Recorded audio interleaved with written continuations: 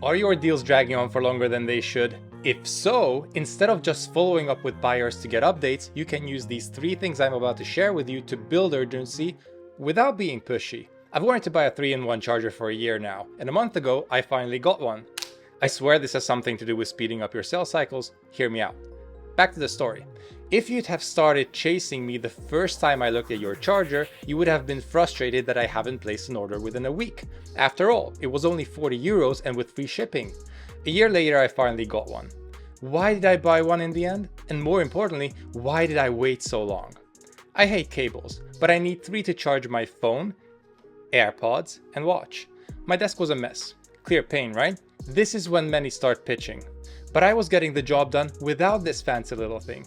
And I'm an essentialist. I'm not gonna spend my savings just because I can afford it.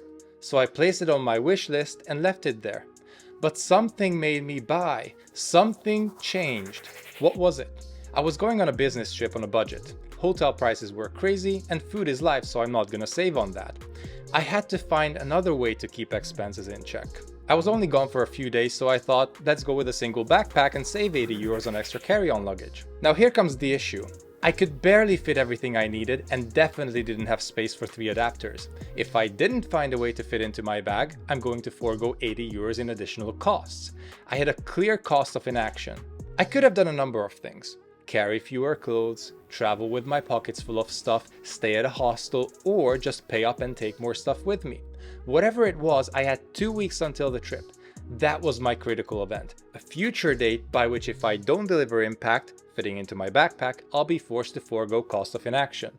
And maybe I was fine with that. But I thought, hey, this little thing costs half of what the cost of inaction would be, and I get the added benefit of improving my day-to-day happiness. So I went ahead and placed an order.